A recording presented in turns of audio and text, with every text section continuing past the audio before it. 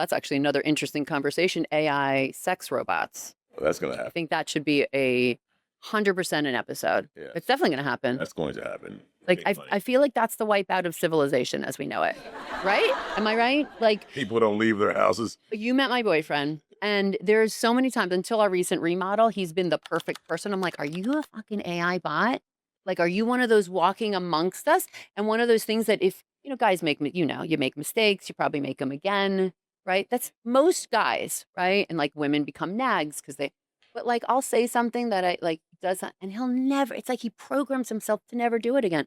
So that made me go, I get sex robots for men because it's like if you have a sex bot and she's your partner and she cooks, she cleans, she does all these things. Like, I want a sex bot that cooks, cleans, and, does whatever, right? It's like, but is that the end of our civilization and humanity as we know This it? could have been the episode or part of an episode. I think it might should be. a future episode. This might be we grabbed this clip and this is a future episode. Tune in to sex bots. Will they be the end of humanity as we know it?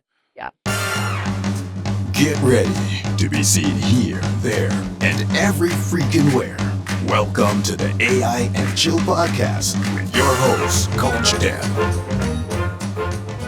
So thanks for doing this with me, Chris. I've known you for, I guess, this past year here in Driven Mastermind. I love the session that we just did with Perry. He was talking about all these predictions. So I want to kick off this AI and Chill new podcast with you because when we all went out to dinner, I'm like, and I've seen your podcast, you are the best interviewer I have ever seen. You have this ability to even bring out shy people in a group and ask these probing questions. So I just admire that about you. And I love your whole, your podcast itself, what you're putting out there, the knowledge that you're bringing to people, and you inspire people everywhere. So I'm really glad we're doing this. We're kicking this off together. I need to hang out with you more often. Thank you. That was really, really kind and sweet, and I receive it. And it's funny because I have just as much admiration and respect for you, probably if not more. So we're coming off of this thing that Perry just presented. Yeah. Perry being an OG in the game, Perry Belcher. Cosmo says he skates to the puck better than anybody else, right? Mm-hmm. Except me, but yes. Except for you, so I'm kind of yes. checking around. Yes. Because now as he was talking about that, I'm like, okay, if they're giving Perry those accolades, then what about Deb? Because Deb has been doing this since early 2000s, since MySpace was a thing. Yeah. You were talking about podcasts. People were laughing at you about podcasts. 100%. Here we are on a podcast. Everyone's talking about it. Yes. Yeah. So now there's AI. Yeah. People don't know about it. And Deb's all about AI. She has glasses right here. Tell us about your view of AI being somebody who's always being ahead of the game. So I love this. And now I've got the Meta glasses since you brought it up. I feel like do I look very studious now with the Meta glasses? So I love these. It winds up, you just push this button and hold it and it films a quick video.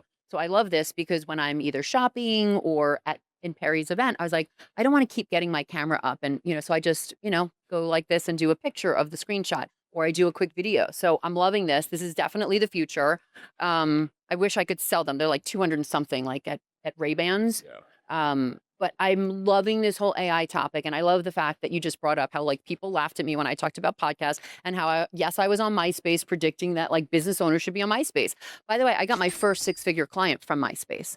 And this is when everyone was laughing about it, right? So I love that you brought that up because I think every time we've talked about new technology, whether it's blogs, podcast, or social media, everyone has laughed about it. Everyone, So you kind of have to just take the punches, right? And just keep going forward. So now AI, I think a lot of people are resistant. A lot of people are scared of it. There are some naysayers, and then I think there's just deniers. So I think it really depends like what group people are in right now. So my goal, mission, and quest is how can I get my friends, my clients, business owners around the world to adapt this sooner rather than later, right? So with blogs and podcasts, I was like, adapt this or die in business. Social media, adapt with this, get on Yelp, or you're going to die in business. And we're seeing this. Like it seemed like, but I don't think, honestly, Chris, I don't think I was forceful enough to say, you've got to do this or you will be like just gone in business. And I'm starting to see this. I had a group of contractors with the remodel and I wound up bartering a bathroom. I bartered stonework because they were all like, tell me more about this social media. How do I get on Yelp? How do I take advantage of this? Because they were old school, got all their referrals by word of mouth. They got all their referrals for like, they're in the yellow pages. None of that exists anymore. So it's now more important than ever to adapt AI, literally or die, right? He just talked about bots taking over. He just talked about factories where there's robots creating their own coworkers. Imagine this. Mhm. I had Jeremiah Aoyang up in Silicon Valley on my TV show about 7 years ago, I'm going to say. This is when I did a daily show and it was just America Trends, literally talking about the trends in business. And he came on my show and he's the first person who actually convinced me about autonomous driving because I'm like, well, we just went racing last night. I love it. Get me behind a wheel and I love driving. I'm told I'm a petro head. I learned this on Clubhouse, but I love physically driving. But he convinced me that it's safer and better to have robots driving our car, like here we are in Arizona and Waymo's driving us. We saw that it's less accidents with a robot driving than humans. So it's changing our world, right? But now I've got this burning desire, and I want you to help me with this podcast launch. How do we convince more people to adapt it and not be afraid of it? Like, Rachel Miller, she had a whole bunch of these Mormon wives literally going after her because she's in AI, and their mission is to destroy it because they feel like it's evil, it's going to take over the world. So how do we combat that? Right? I mean, how do we combat that? How do we combat the fear which is going to have people resisting this even though it's going to happen? We are on the same page because I have the same question for you. So let me turn it back on you if you don't mind. Mhm. You're a coach Deb. People hire you to coach them. When you have a coach, a coach is there to give you better performance, right? So now I have a coach. I do jujitsu, right? Yeah. Was there this morning doing that. And I have a coach, and my coach is like, hey, Chris, this is the way that you do an arm bar. Now, there's a few ways I could react. I'd be like, coach, no, that sucks. That's stupid. Mhm. That's dumb. And then the coach would be like, well, then why the hell are you hiring me to teach you if you're so resistant? So I turn this question to you. You're a Mm, coach, Deb. You get hired by people, yet they're resistant to take your advice. mm. How do you handle this client? I love that you brought up your coach too, because I tell my personal trainer if I don't hate her and giving her the F bomb at least once per session, she's not doing her job, Yeah. right?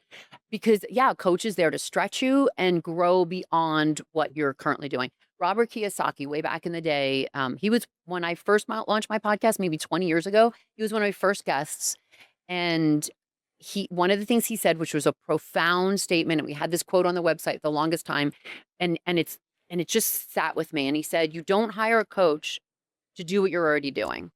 So, say this jujitsu coach of yours, or a marathon. I don't run unless something's chasing me, but say I was right to run. He's like, if you're running 3 miles a day, you don't hire a coach to help you run 3. You're already doing it. You hire a coach to push you past that limit to get to that 10 mile, right? So I think it's a matter of finding the hot buttons with people and then finding the resistance and then breaking through. So for me, I go, all right, where's the resistance? The resistance of fear, the resistance that their jobs are going to be taken over. But again, we were just in a session and we were hearing how it's not the job itself, it's the transition of the job. So it's knowing how to use AI, using the AI apps and tools in order to then be relevant. So when I was in there, my nephew just texted me. He's in his 20s, out of college, and he was in a great marketing field, and he just got laid off.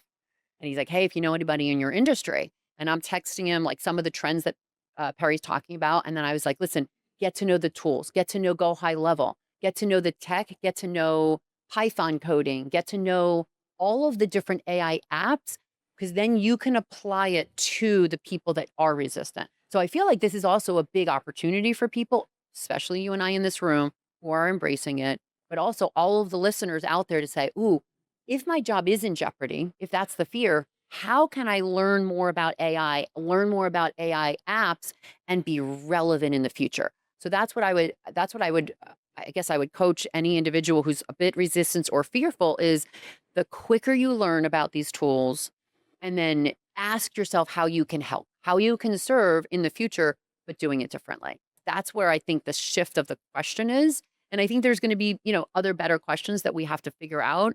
And then, as you guys are watching this, if we upload this on whatever blog channel that you're going to see this, because we're going to repurpose this. That's another great thing about AI. We film it once and then it gets repurposed on all the channels. And it's really getting us all to be everywhere all at once, like the movie, right? But wherever you see this on whatever social media or blog, tell us like, is there resistance? Is there fear? And a lot of them are legitimate. It's not like I'm not trying to illegitimize their fears. They're absolutely right? I grew up in the Terminator generation, right? We were kind of almost trained to be afraid of the robots. But where is the resistance? Let us know so that we can um, help you with that.